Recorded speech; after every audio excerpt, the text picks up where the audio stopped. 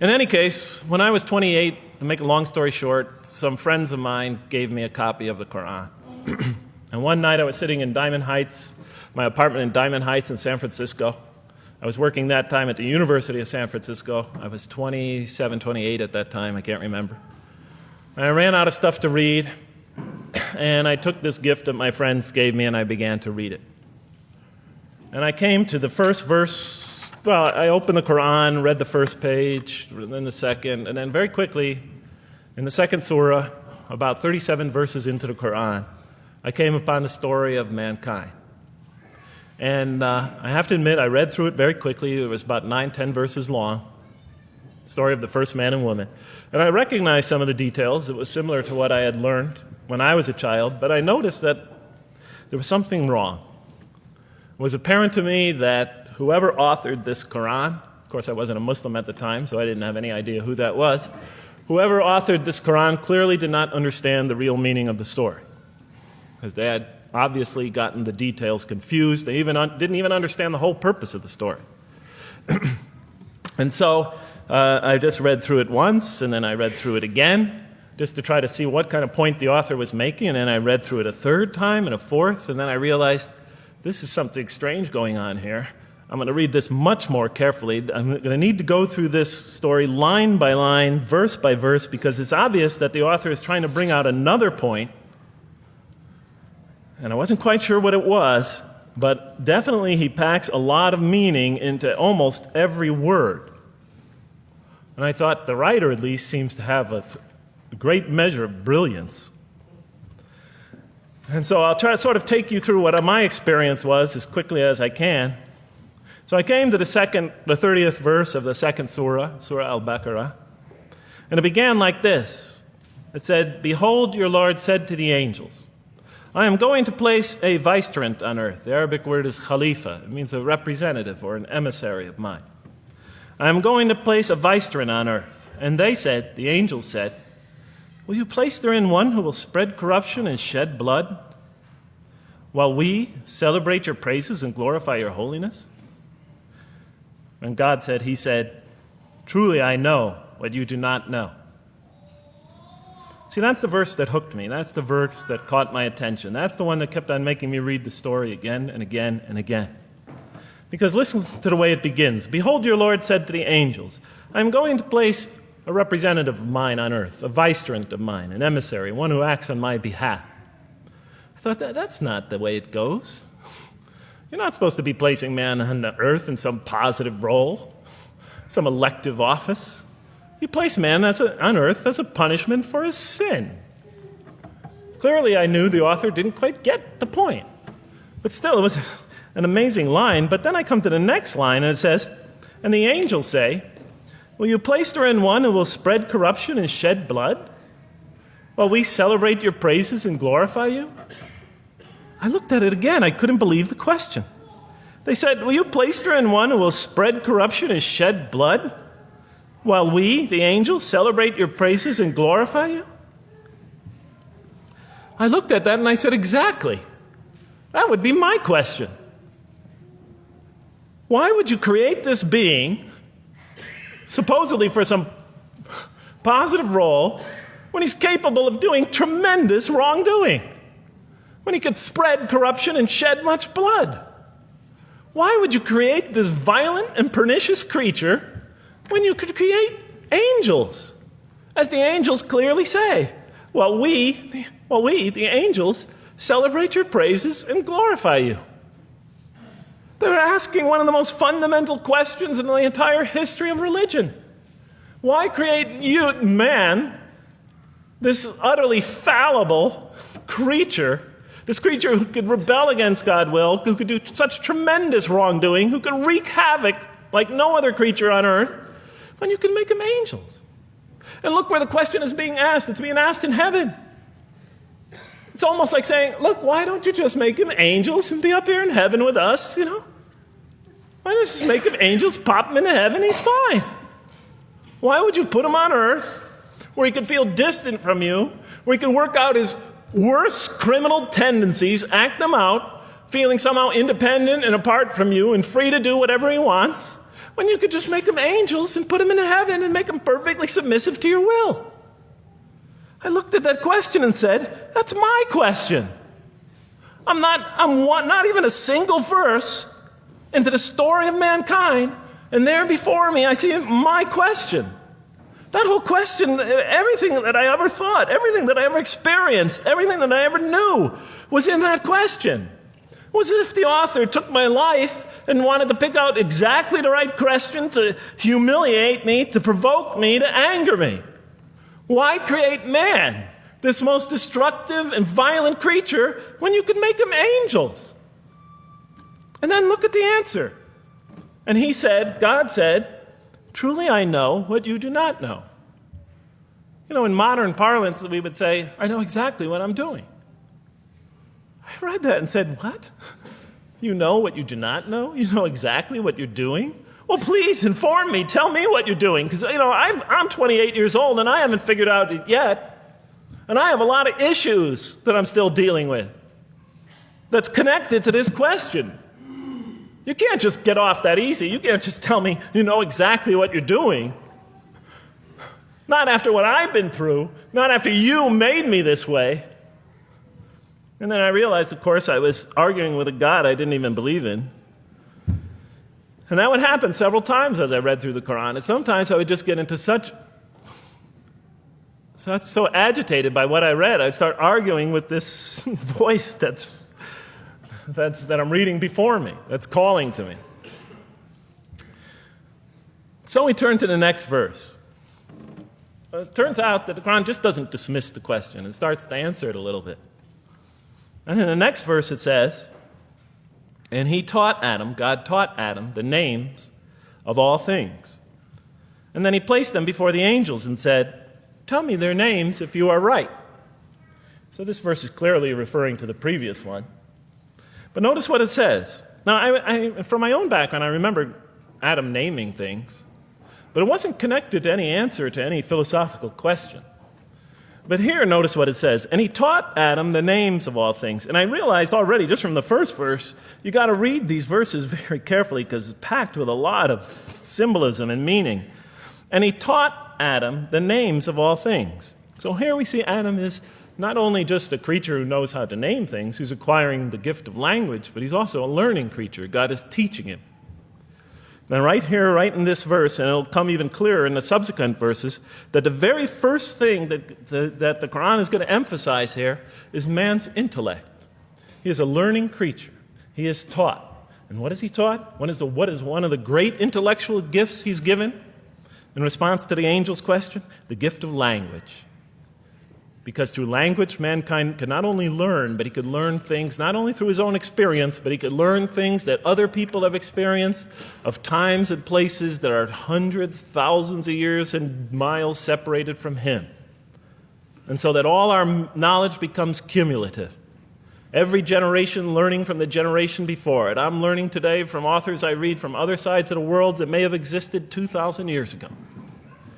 And so we all contribute to our collective learning and knowledge. And so what I'll see later in the Quran, when the Quran will emphasize this again and again and again. Like in one verse it says, read in the name of your Lord who created. Created a man out of a tiny creature that clings. Read, it commands the reader. For your Lord is most bountiful. Why is he most bountiful? What great gift did he give you? For he taught man the use of the pen. And through it taught him what he otherwise could not know.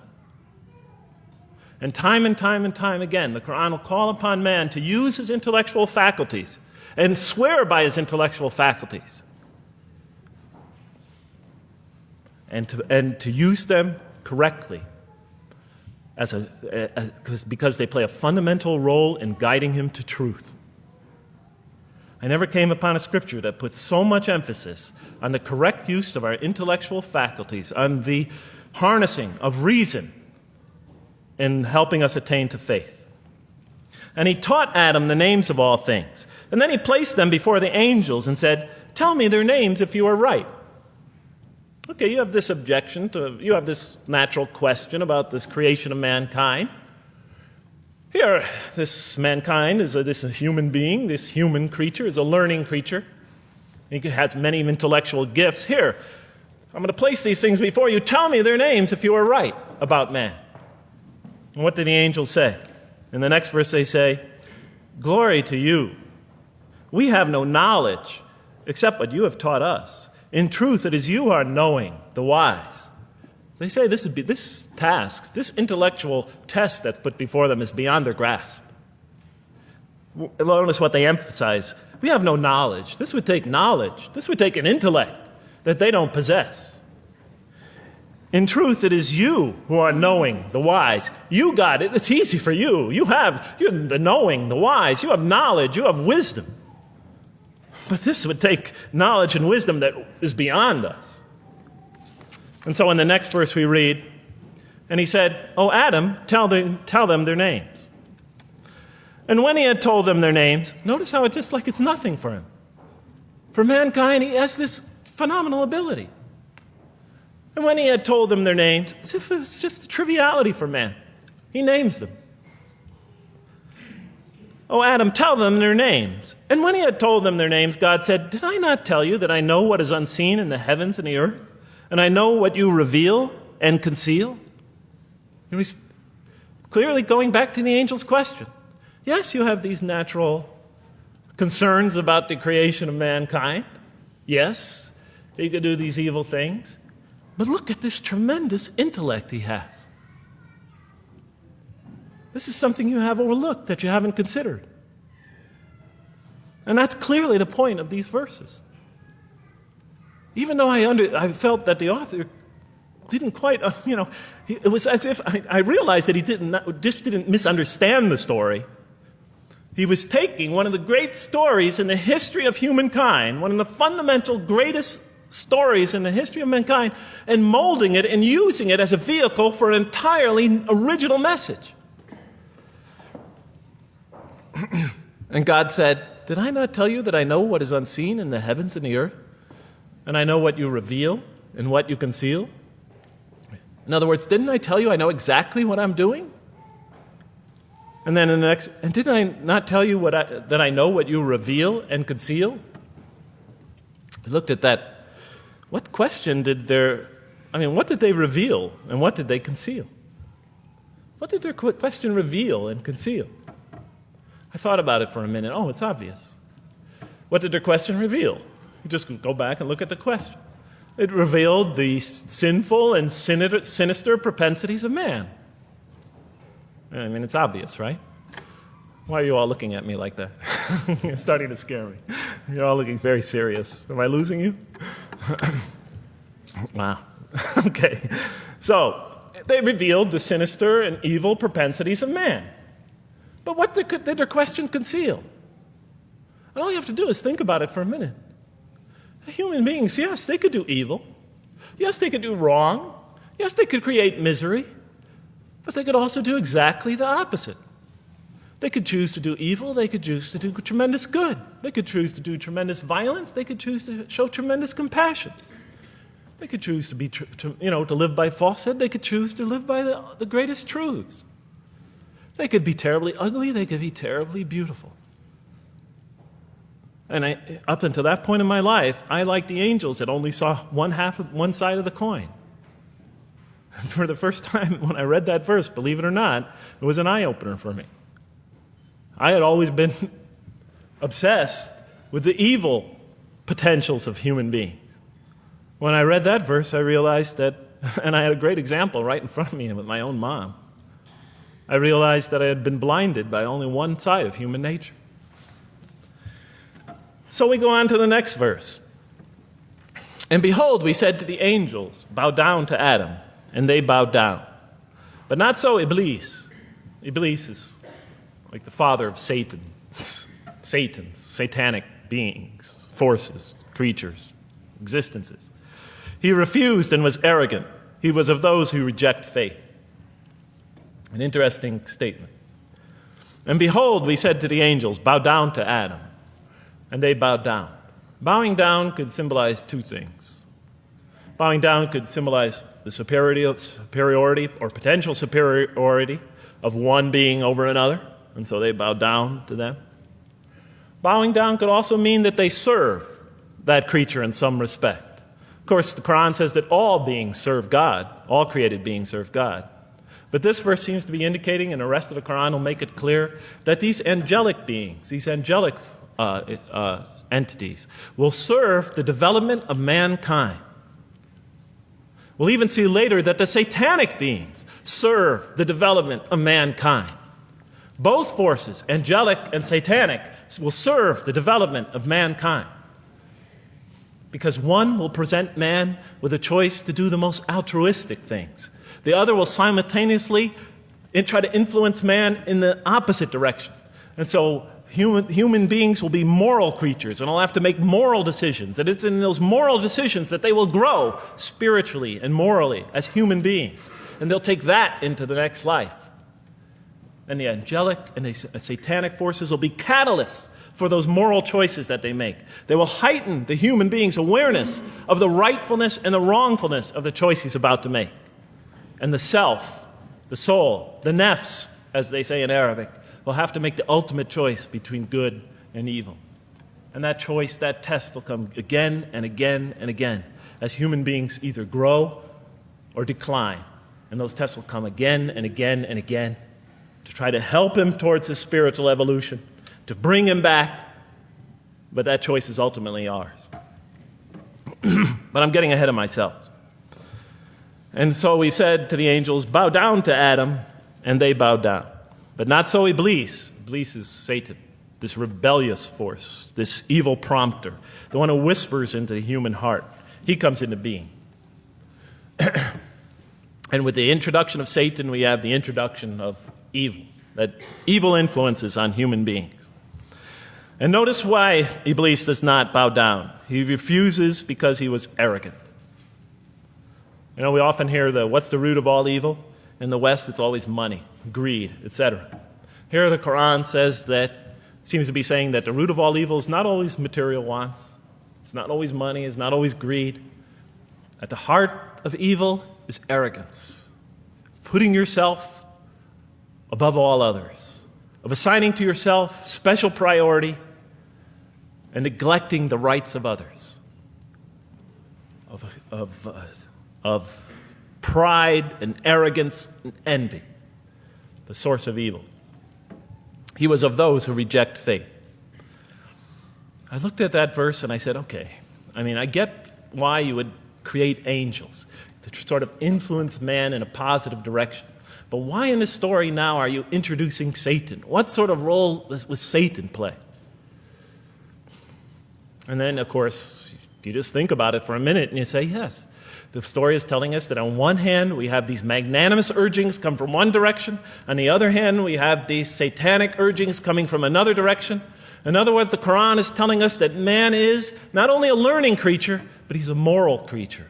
He has understanding of right and wrong. And God infuses those, allows those influences to come to him. Man is not only an intelligent being, but a moral being. And we said in the next verse, O Adam, dwell you and your spouse in the garden, and eat freely thereof what you wish, and eat freely thereof what you wish. But come not near this tree, for then you will be among the wrongdoers. I looked at this verse and I was, starting to wonder if the author was drifting back to the old story again. I was confused. And we said, O Adam, dwell you and your spouse in the garden, and eat freely thereof what you wish, but come not near this tree, for you will be among the wrongdoers. I thought it was drifting back to the old story. Man sins, man's punished for his sins with earthly life. Maybe the author is drifting, he had a good idea, and now he's drifting back to the sort of traditional story. Maybe he couldn't make his mind up what story he wanted. Except for a couple things about this verse, and this happened with almost every verse as I read through it, is that the whole tenor of the passage is sort of not what you would expect. I noticed that the Quran in this story has a tremendous penchant for understating things. Because it says, and said to Adam, dwell you and your spouse in the garden, and eat freely thereof what you wish, to Adam and his spouse. But come not near this tree, for you will be among the wrongdoers. There's no sense of God being threatened by the possibility of man eating from the tree. In this story, we don't see in this verse, we don't see that God is nervous at the prospect, that he's threatened by the prospect, that he's anxious about it. The tree that he picks, it seems like he's just picking out any tree. Nothing special about the tree. go not near this tree, for you will be among the wrongdoers. Satan will later come to him and tell him it's a tree of eternal life, of a kingdom that never decays. Turns out to be a complete falsehood in his part. Nothing special about the tree. It's just a tree.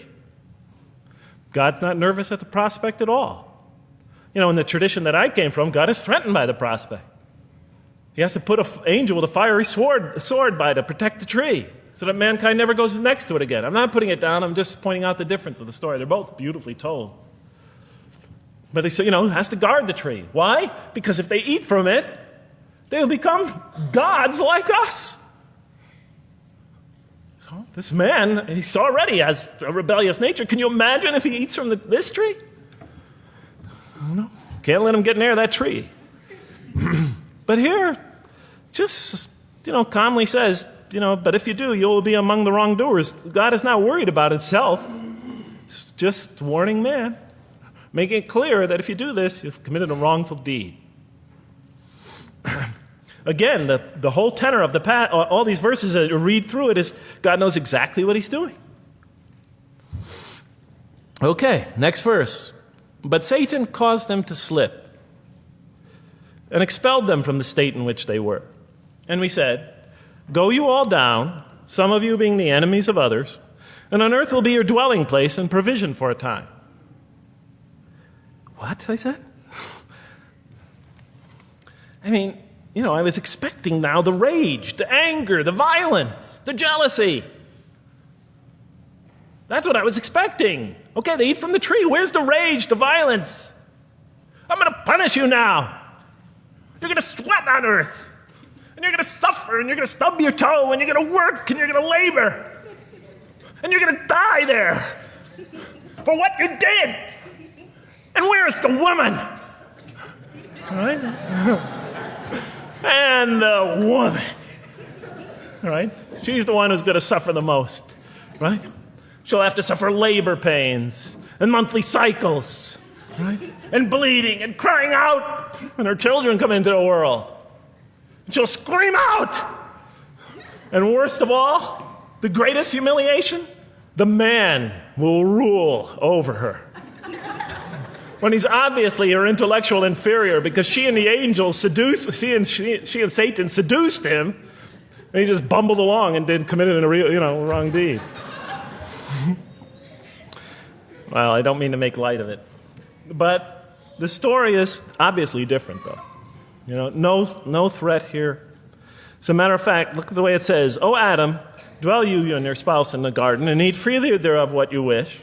But come not near this tree, for you will be among the wrongdoers. Then they make the mistake. But Satan caused them to slip and expelled them from the state in which they were.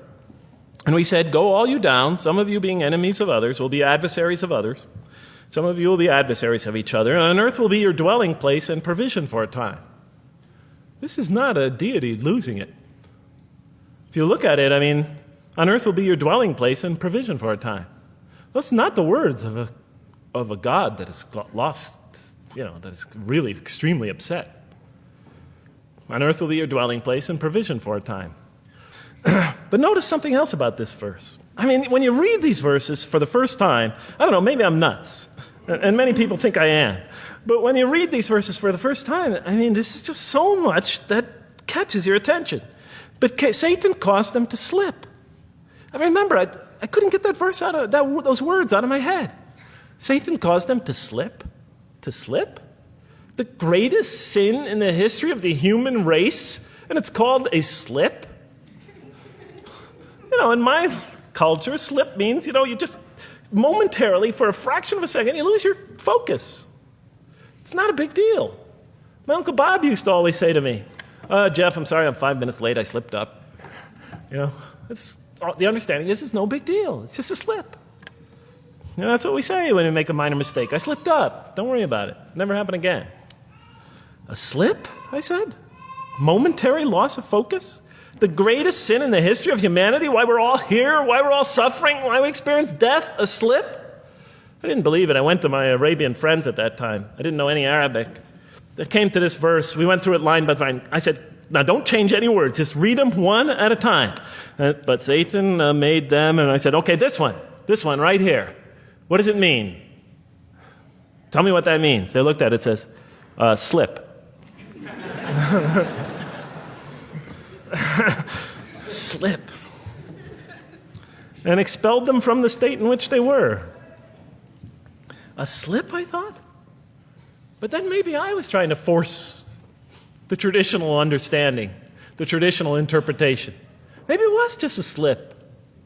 I mean, after all, they didn't commit murder.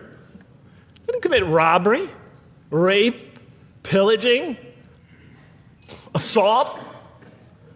They ate a couple of pieces of fruit. Well, it's not the greatest sin in the history of humanity by any means. And then the next verse says, and then they were expelled from the state in which they were. Well, what state were they? Let's see now. Let's go back from where we started. First, mankind is being taught. We see he's an intellectual being. Then we show he's a moral being. Moral being means he's a being that's going to have to make choices. And then God gives him this choice. It's not a huge deal. It's not the gravest sin in the history of humanity by any means. It's minor by any standards. They make it, though. We see that God originally intended to put man on earth as his vicegerent. We see a period of preparation where he's being prepared intellectually, where he's growing intellectually, where he's growing as a moral creature. When does God finally put him on earth? What signals that he's ready to begin? He makes his first independent choice. It's not the worst deed in the history of humanity. It's minor on anybody's scale, but it shows that mankind is ready to act on his own, to be his own, to make his own choices, that God has empowered him to make choices, and he's ready to make them and carry them out and see them most often to their expected ends, if God wills. And that seems to be the only real significance of it. But I thought, maybe I'm getting this wrong. Maybe God just blows off into an angry rampage the next verse. So I look at the next one and it says, and then Adam received words from his Lord. And God turned to him mercifully, for he's oft returning, ever merciful. Well, if I had any doubts up till now that God is not enraged by what this has happened, that God hasn't prepared mankind for this choice, for what was eventually going to happen, that all this was preparation for mankind to begin his earthly sojourn in this famous allegory. If I had any doubts before now, I had them, certainly didn't have them after reading this verse.